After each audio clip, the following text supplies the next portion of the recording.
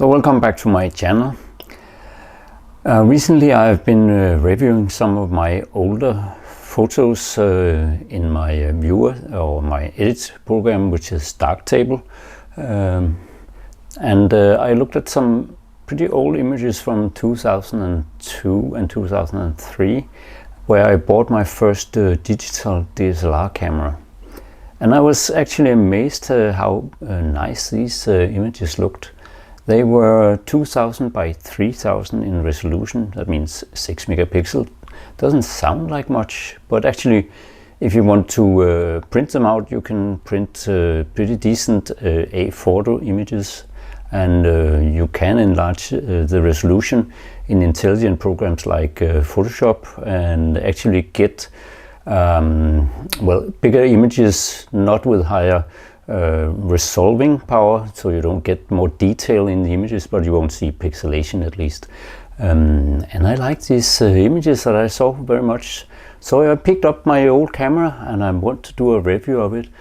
This is the Nikon D100. It's a semi-professional, early semi-professional camera. It's a crop sensor, so it's an APS-C sensor, and it's a CCD sensor. And that may be one of the reasons why I like the images so well. I've recently discovered that from many of the older cameras using CCD sensor, also my Hasselblad H3D 35 megapixel, that's a lot of resolution, but it's a CCD sensor. I like the images quite a lot. Maybe I like the look even better than from newer CMOS sensors, but I don't know. At least let's have a look at what this camera can do nowadays, and is it worth spending your time and money on such a camera? I know you can get it for really cheap, like maybe 100 euro or something like that. When I bought it in 2002, I didn't buy this lens. I had that lens already from my F90 camera, which is an analog camera for film. So I just kept the lens and put it onto this new camera. And by the way, at that time I bought this camera, I bought it in Nepal on my way for an expedition climbing. So you'll see a lot of images from that expedition and from the time after.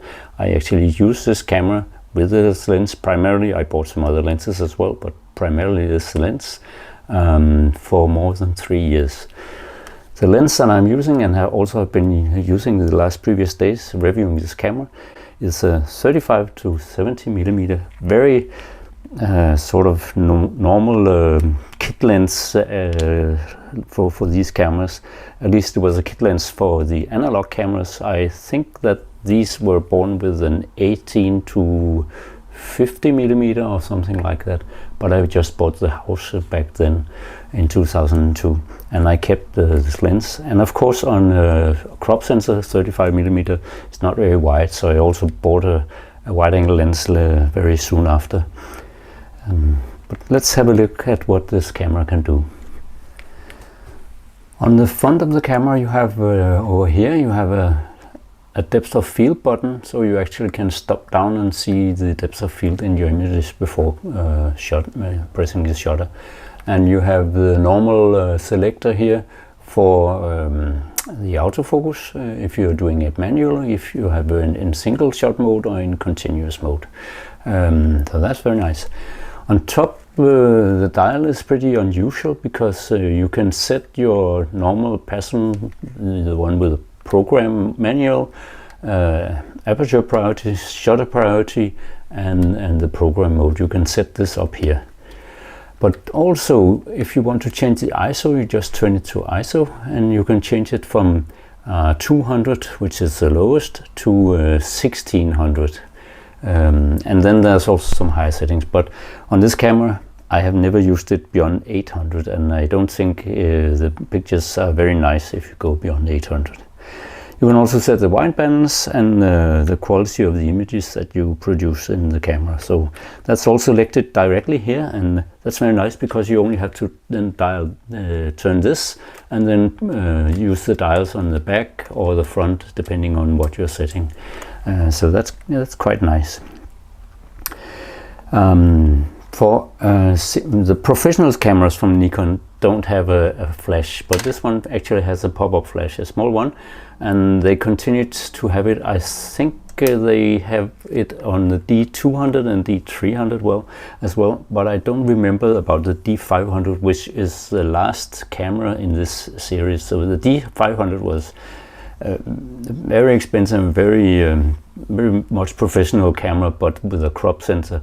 But that's the last one in this series before changing to mirrorless cameras from Nikon. On the back, this is an old camera. You have a very small screen, and it's not very good for judging your images, but you can do it afterwards. I don't look very much on the screen, and I've never done so, but you can do it, of course.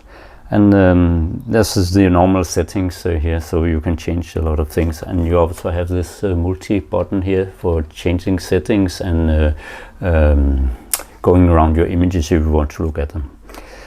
It has a compact flash card, so not the newer SD cards or CF Express cards, but the compact flash card.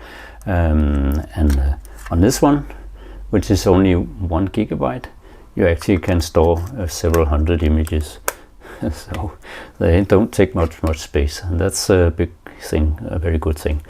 But I usually shoot in the RAW format, NEF, on this one, because I like to do a little bit of editing, and my editing program, the Darktable, I've already mentioned,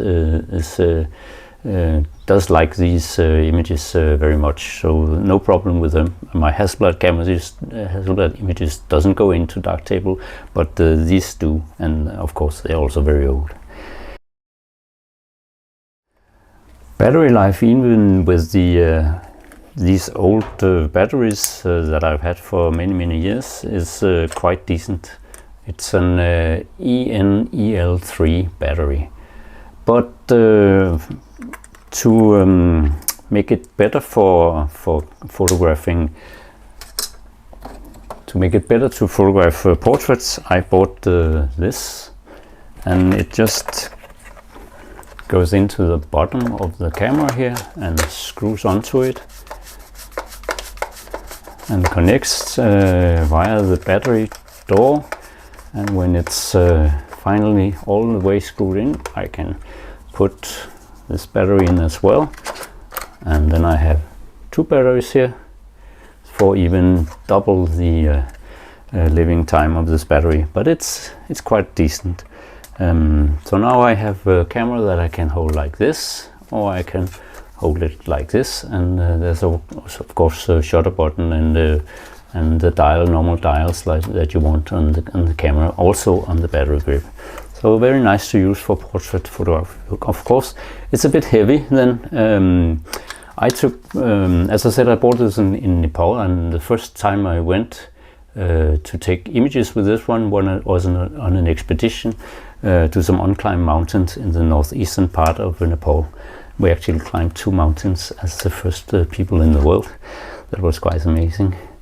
But I didn't have the battery grip at that time, and I don't think I would like to walk around with it like this, because it gets a bit heavy. The battery grip itself is sturdy and made very well, but it's heavy, and with 2 batteries in, it's very heavy.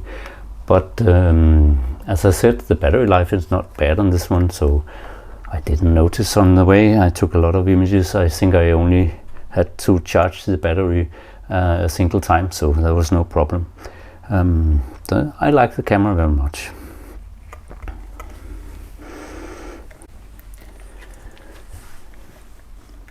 Video was not part of the specification of this camera, and I think that's much later that we actually introduce a video. I think it came with the Canon 5D Mark II that we actually had the ability to take digital video with DSLR cameras. It might have come earlier, but I don't remember, but the Nikon camera here doesn't have the opportunity to do that, and I've never missed it because I always use a different camera to shoot video. I had a big shoulder-borne video camera with me on the expedition to film most of the way in and on the lower parts of the mountain, and then I had a very small one a specific digital video camera or DV camera, which records digitally onto tape, that I used on the mountain climb itself. But I didn't need it on this camera. I didn't bring it for the climb as well, because I had an analog a Konica Hexa to do the photography on the camera, on the climb itself.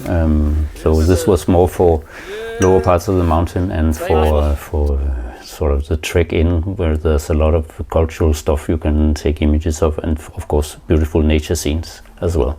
And portraits did become very good from this camera.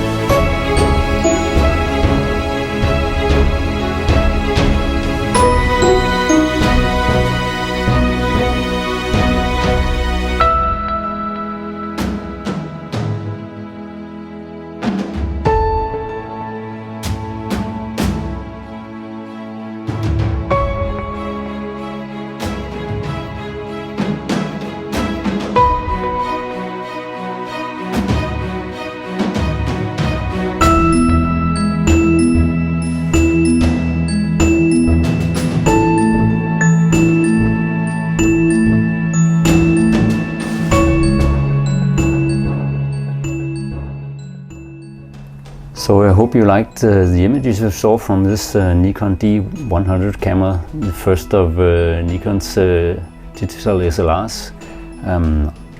I was amazed when I looked back on these images from 2002 to 2004 and saw how much I could do with this camera. And I picked it up again to try it again nowadays and see, was it worth walking around with. And I think actually yeah, I like to shoot with it. Although I usually take images on cameras like Hasselblad 100 megapixel sensor camera. I like the images that this camera produces, so I'm quite fond of it, and I'll definitely keep it. I had owned both the predecessor to this one, the successor to this one, the D200 and the D300 as well. But I sold these off. I wasn't very fond of those. I think they were maybe at least D300 was a CMOS sensor, which this is not, it's a CCD sensor, and maybe that's why I like the images better from this one.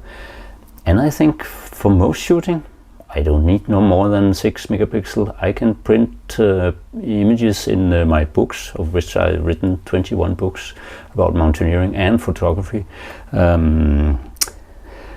And I can use these images very nicely in these books, and also for lectures. I take many of these images and put them on the big screen and talk through the lecture with showing these images.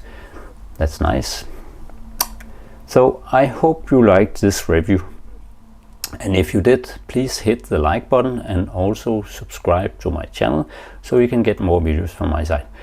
So thank you very much for this time, and bye for now.